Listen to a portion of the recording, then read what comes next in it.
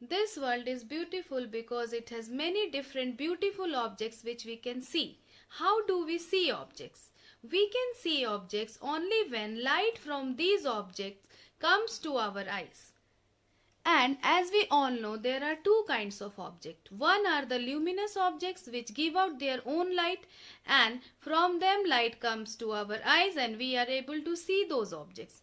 But what about those other objects which do not have their own light? What happens to those objects? Actually, when light from a source of light falls on these objects reflect the light and we are able to see these objects.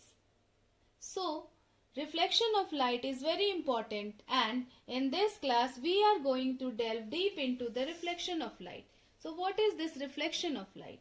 Reflection of light is the bouncing back of light in the same medium on striking a surface. It means when a ray of light strikes a surface, it comes back, or the direction of ray of light changes. And this bouncing back of light in the same medium is called reflection of light. Why not study the laws of reflection? Before starting the laws of reflection, let us understand the terms related to reflection. So, when a ray of light falls on a surface, that ray of light is called incident ray. And the surface on which the incident ray is falling is called the reflecting surface, because it is this surface which is going to reflect the light. And the ray of light which bounces back in the same medium once the ray of light has fallen on the reflecting surface is called the reflected ray. So, the ray of light falling on the surface is called incident ray, and the ray of light reflecting from the reflecting surface is called the reflected ray. Now, there is another term called the normal line. So, incident ray is falling on the reflecting surface at a point. From that point, we can draw a perpendicular. That perpendicular line at the point of incidence on the reflecting surface is called the normal line.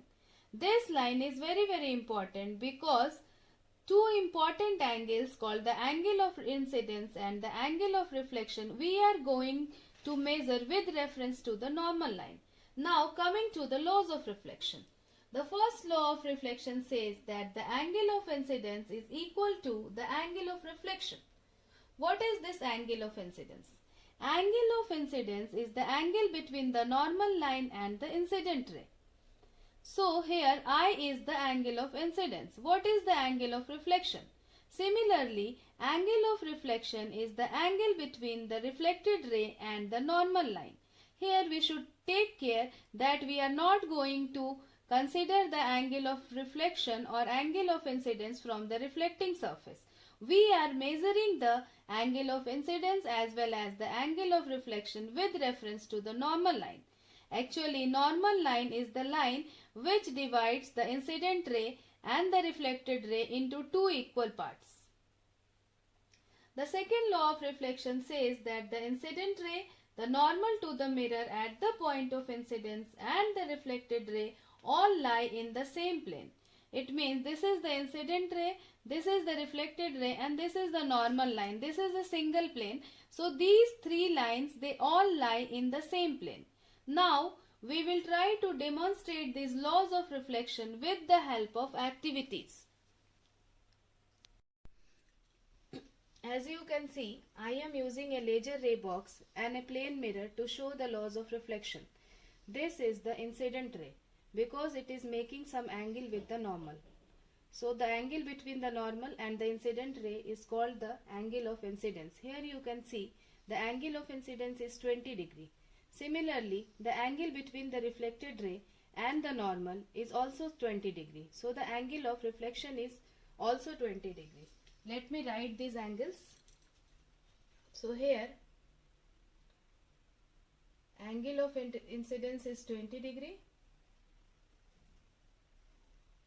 Angle of reflection is also 20 degree. Now let me change the angle.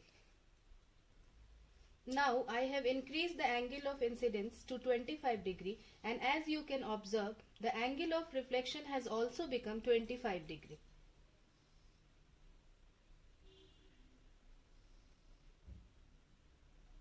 Again changing the angle of incidence. As you can observe, now I have increased the angle of incidence to 30 degree and the angle of reflection has also become 30 degree.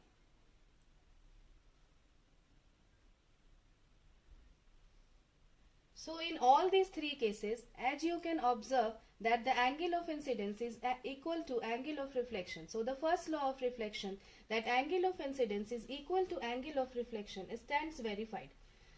And for the second law, you can see that the incident ray, the normal to the surface at the point of incidence, and the reflected ray, they are all in the same plane. So our second law is also established.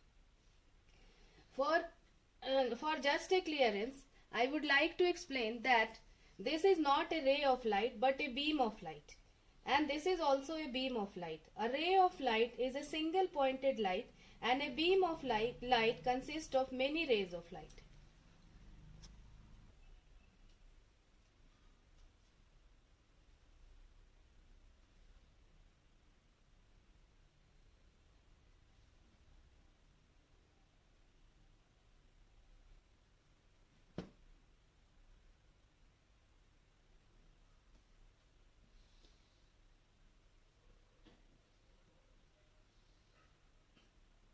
You can see increasing the angle of incidence also increases the angle of reflection.